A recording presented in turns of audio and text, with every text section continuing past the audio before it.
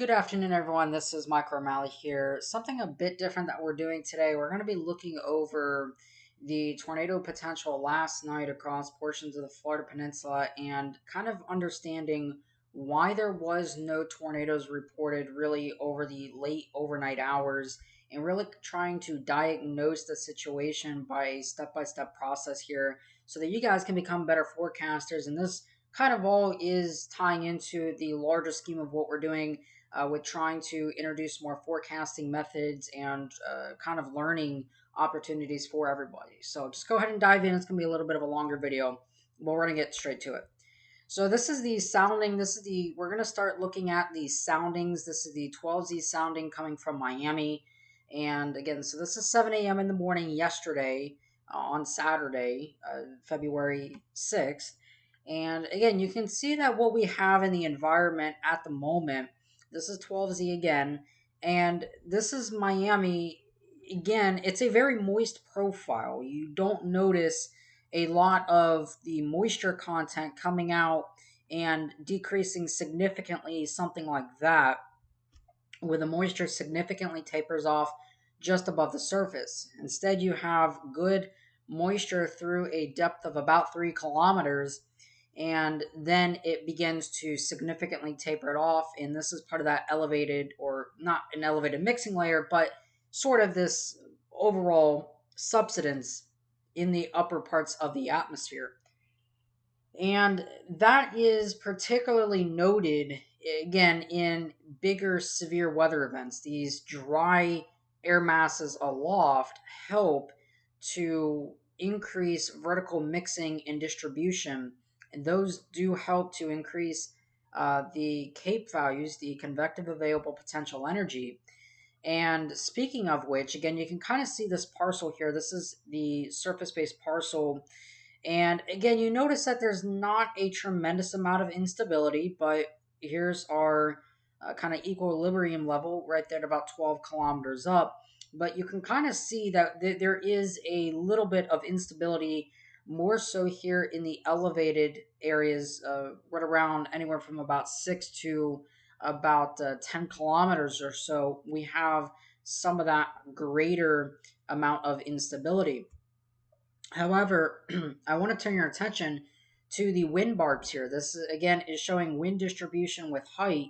And so all the way up here at the top here of the tropopause and all the way down here at sea level at the surface, you notice that we have a lot of turning with height, and you can see these wind barbs here southeasternly at the surface turning southerly right about at 1 to 2 kilometers, and then up above that, southwesterly wind aloft here at about 3 kilometers. So we start to notice that there is a lot of shear across this region, and you can actually see the inferred temperature advection is mostly warm air advection in the lowest 3 kilometers. You can kind of see these barbs are all towards the right here, and this indicates a warm air advection pattern. And this is very typical because, again, you're drawing wind from the basically from Cuba and from the warmer areas down there, and you're drawing that moisture towards the north. So you're getting all this warm air advection rising northward, and this is south of the warm front at the moment. Now we move to Tampa. This is the 12Z sounding from Tampa, TPW.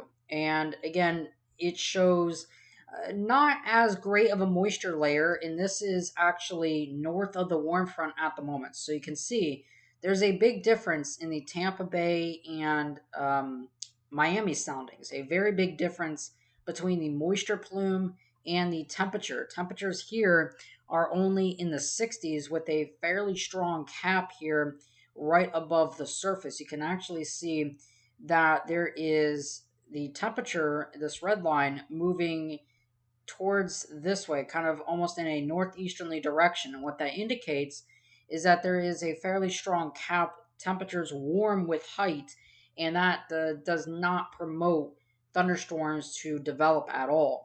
And the moisture is very limited. Again, you can see a very steep profile in which it rapidly increases here and then decreases very significantly. That is, again, not really a fairly substantial moist layer sounding. And even up here, you don't have a lot of this characteristic dry air aloft. You have relatively moist conditions, but you notice that there is some shear, but it is really funky at the moment because you kind of have some easterly wind here and then southerly wind here. All throughout the day yesterday, we were getting component of wind out of the east. We were getting easterly wind elsewhere across the Florida Peninsula, and that really kind of was very weird to the photographs. And we'll kind of talk about that here in a moment, which is like right now. So this is the 16Z observations. This is a um, basically a plot of all the stations in the southeast United States, mainly from about Georgia and of course Florida here, and you have some there in the Bahamas. Now, it's very crucial to understand this. What we're looking at here is the combination of temperature, dew point, wind, and pressure. That's what the station plots show. And what we're looking at here is, again, areas across the southern Florida peninsula. Basically, at this point, this was 16Z, so this was right around 11 a.m. We could see that the areas to the north of where the warm front is, I kind of drew this warm front in here. So the warm front is denoted with the warm front symbol. And everywhere towards the north of that environment has temperatures that are generally in the stable environment. Now, you can see if we move up towards like Jacksonville, temperatures are only in the low 50s, actually only sitting right at 50 degrees. Tallahassee was sitting at 50 as well, and some of the areas back towards Alabama were sitting in the 40s. So we know that this warm air advection is not very strong, and there's not significant warm air advection pumping all the way into the panhandle and up into Alabama. And there was actually some snow and sleet up there in northeast Alabama yesterday. So we can see though that where our warm front is, temperatures south of the warm front are in the upper 70s and low 80s. The dew point temperature at the same time is also approaching the 70s, and some are in the upper 60s and some are in the lower 70s. So this is very characteristic of a warm front where you can see the dew points on the northern side of that. Those dew points are only in the low 60s to mid and upper 50s. And again, you go anywhere north of Leesburg here, which is LEE, that's the Leesburg airport. Anywhere north of there, dew points rapidly fall into the low 50s, which do not support surface based thunderstorms and surface based convection. So this was at 11 a.m., and we could see that this is a kind of a forecast from the HRR, the HRRR model, for 2Z or right around 11 p.m. or I'm sorry, right around 9 p.m. Eastern time last night, and we could see that what was occurring at the time, we had a pretty good understanding of what was going on. We had elevated convection and some elevated supercells up there across parts of northeast Marion County into Putnam and Flagler counties. We had some elevated supercells out there at around 9 o'clock. And again, we took a forecast sounding right on kind of the southwestern part there of Lake County, bordering Lake and Sumter County. But we'll get to that in a moment. But you also see that there is a fairly non existent area of precipitation out here. That was the case right around 9 o'clock last night. So a sounding at this time, forecast from the HRRR, again, shows a very potent atmosphere that's in effect. However, there's one very crucial thing. We'll go ahead and zoom in here. So notice how I said that the temperature line can't increase with height. And what you're seeing is this temperature line increases with height here. So there actually is some convective inhibition. And if you actually look over here at the surface forecast from the HRRR, the convective inhibition, which is the SIN H, is 146, which is too strong for surface based thunderstorms to develop. That is our main reason why we did not have any significant tornadoes last night, or really any tornadoes at all past about 3 p.m. As we started to cool the atmosphere, again, these temperatures were 67 degrees. Now, temperatures during the day were in the mid 70s and low 80s. That was more than sufficient to break this capping inversion. However, when you start when you start to get the cooling effect in the atmosphere, a dynamic cooling event where you have precipitation falling, it kind of stabilizes the profile in the atmosphere. Your temperature comes down, and in areas where there was a lot of convection yesterday, which we'll show in a moment, it really hampered a lot of the tornado potential later in the evening. Despite having very favorable dynamics, you can see this photograph is actually very well curved out here with southwesterly wind at the surface rapidly turning to kind of this northeast wind just above the surface at about 1 kilometer, or I'm sorry, not northeast, but you're getting basically southwest wind there. You're getting this rapid advection of the really rapid advection of that low level jet increasing. You've got the wind turning with height, and those winds generally become more favorable for these clockwise curving photographs here within the first 0 to 3 kilometer range. Again, you can see the shear values out here all indicating over 300 SRH in the 0 to 1 kilometer and 0 to 3 kilometer. Shear vectors are generally supportive of supercells, and again, we can kind of look at this here. The storm relative wind with height here, you can see how, again, this mainly stays within that classic supercell range. So we know that the storms yesterday exhibited more of a classic supercell structure. You could see these structures very well, except along the warm front, because very low cloud bases were hindering observation. But generally, these were classic supercells for most of the time being. So we'll move up to 17Z. So again, just kind of keep in mind what we're looking at. That's all the forecast stuff. So this is observations at this point, and this is the 17Z observations. So we're now looking at about noon, and again, temperatures have warmed a little bit. You do notice that we have had this good advection with the surface warm front further towards the north. Temperatures out across Tampa have actually warmed to about 70 degrees. So we're sitting 70 over 64 at the moment. But you notice Venice Beach is sitting 77 over 73. So a very moist profile further south. And again, that warm front, it's trying to lift northward, but you can kind of see what we have here. We generally have some of this wind advecting out of the northeasterly direction here, and some of that northeast wind is because of all the stable air that's out across here at the moment. And a lot of that stable air is in the elevated side of everything, and cooler shelf waters out here are generally promoting that. And that was one of the reasons why the warm front was a little bit slower to evolve yesterday, along with all of this elevated convection. So at this time, we had a lot of elevated convection. You can see that we had a lot of cloud cover too.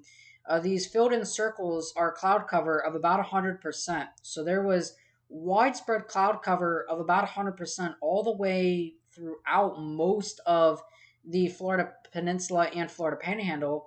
You can even see a lot of cloudy skies south of the warm front, but certainly we're seeing a little bit more in the way of warmer temperatures and somewhat of a partly cloudy sky. So that's kind of what we are looking at for the 17Z observations. Orlando Metro sitting 69 over 62 degrees. Again, that is still not supportive of surface-based storms at the moment. So this is right around 18Z, or yeah, this is right around kind of 18Z. We're actually past, what about 1:30 or so in the afternoon. Now, one thing that's very interesting here, this is the visible satellite overlaid with the station plots, and we can see what was going on at the time.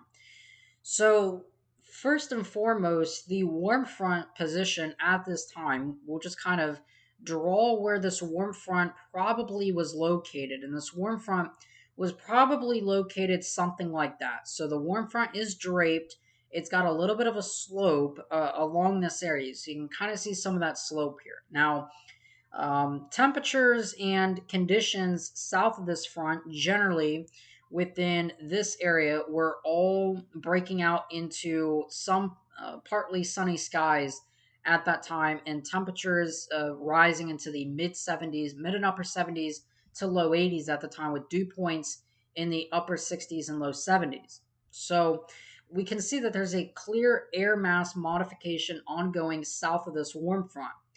But if we look further towards the north here, again, this area is still under a very low stratus deck at the moment, with basically cloud cover almost everywhere except for this little area near Hermosa Springs and that area, which ended up getting a lot of stronger storms later in the evening with kind of a secondary round of storms. So this area was definitely an area that did break out, but again, this warm front has not even reached the area yet. But there was a little bit of additional instability that did build out here. And you notice that we have supercells developing out here, generally out across the Gulf of Mexico, moving towards the north and east here with a vortex that was located over here, kind of moving like this in the 500 millibar flow.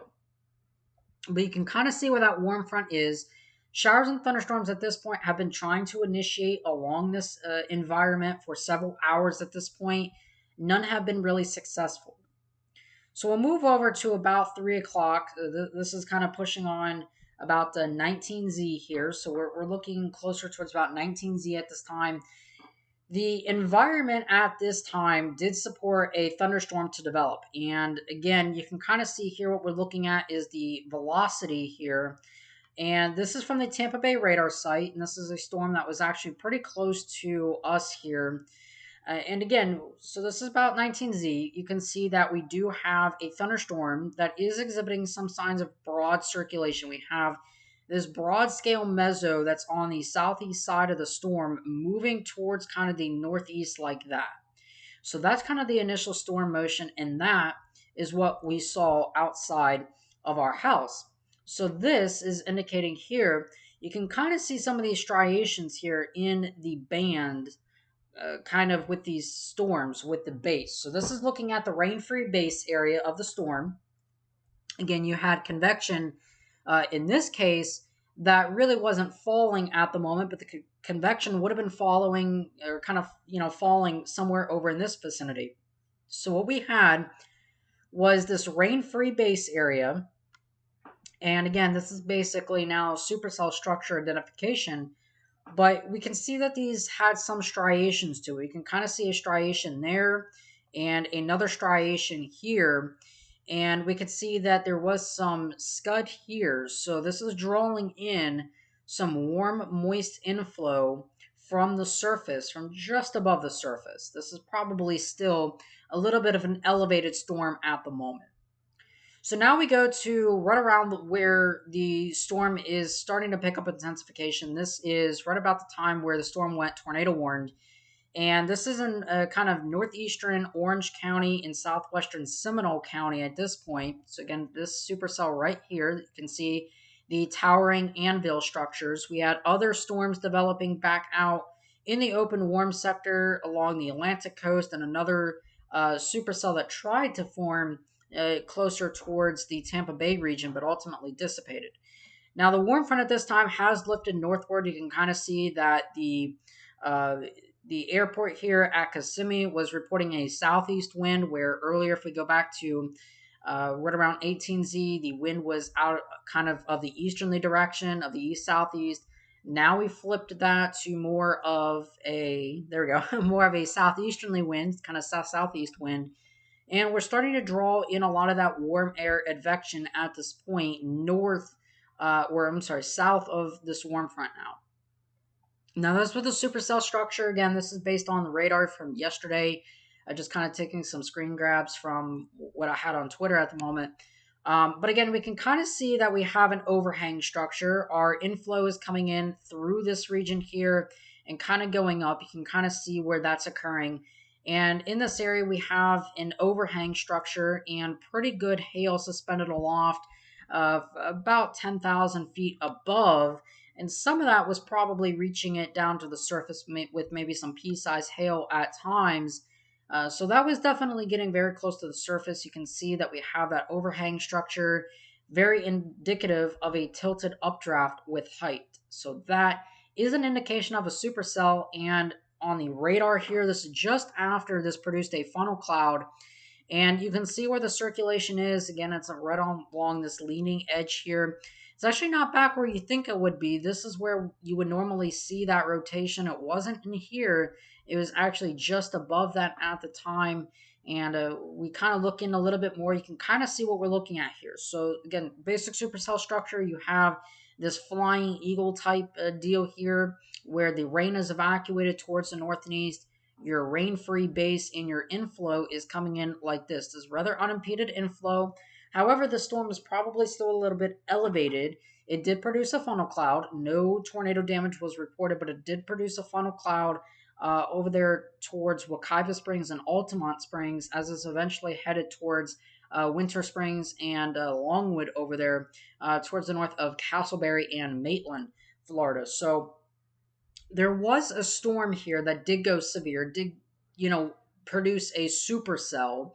But this was not a very long lived supercell. This is not the type of storm that you would expect long lived, violent tornadoes out of.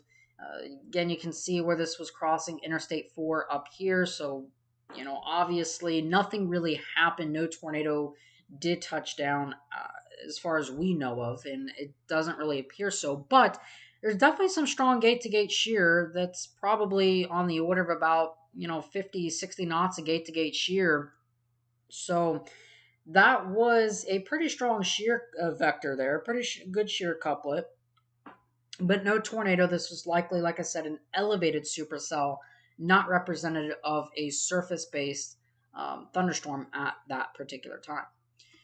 So we'll jump forward. This is 0Z. So this is the 0Z sounding from Tampa. So we've now jumped to about 7 p.m. Convection has largely ended across parts of Central Florida at the moment. And this is where we're supposed to get our juicy air mass, right? Not necessarily. At first glance, this is a pretty interesting sounding. And by interesting, I mean this is a sounding that if you just took a quick glance at that, you would say, okay, wow, this could definitely produce a couple of tornadoes. And you could expect maybe some stronger, longer lived tornadoes and longer lived supercells based on this type of sounding.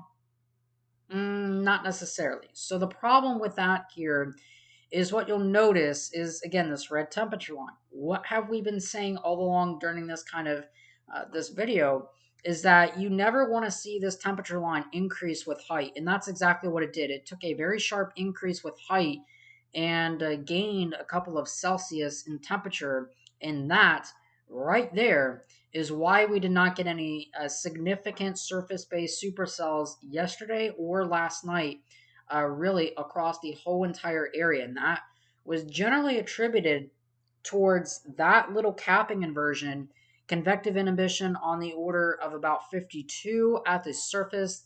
And that is enough to not promote significant tornadoes or really tornado formation at all. That cap at 7 p.m. at night, when daytime heating is over, you've had convection ongoing most of the day, especially towards the north and east. You would suspect that any storms that do form in this vicinity will quickly turn elevated or quickly kind of dissipate when they make it north, or let's just say of Tampa. And that's exactly what happened.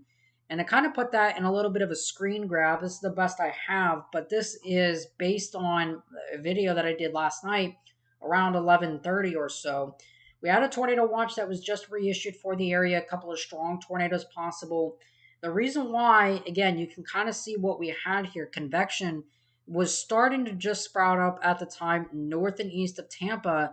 None of these storms, though, could get any surface based routes.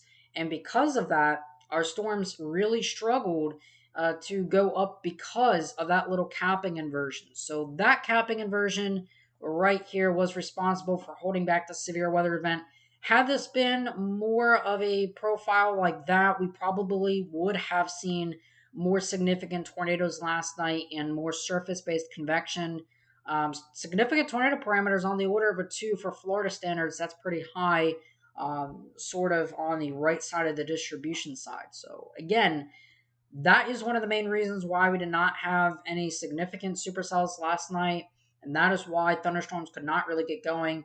So you got to really look at these things when you're paying attention to meteorological soundings, when you're trying to put together a forecast and trying to look at these things, because these things are overlooked quite often, and that little bit of a capping inversion can get you in trouble when you're chasing, because you could be out there nothing will be rooted at the surface and explode into those big towering updrafts and produce those beautiful supercell tornadoes that we all like to capture. So that's one of the main reasons why I wanted to do this, to kind of throw some educational pieces together. I thought this would kind of be a good thing. Let me know if you guys like this. Make sure to comment, everything like that. And yeah, thank you guys for watching. I know you guys have been kind of wanting some additional things on the channel. Don't worry, those will be coming very soon. I have plans. The off-season hurricane outlook and discussion, yes, it has not come out in about a week or so. That's just because I've been really busy with everything. That will be coming out tomorrow, so don't worry about that. And we will be starting up our educational series as well, likely towards middle of this upcoming week. All right. So that being said, hope you all have a great rest of your afternoon, evening. Of course, I am Mike O'Malley. I'll talk to you guys again some more tomorrow.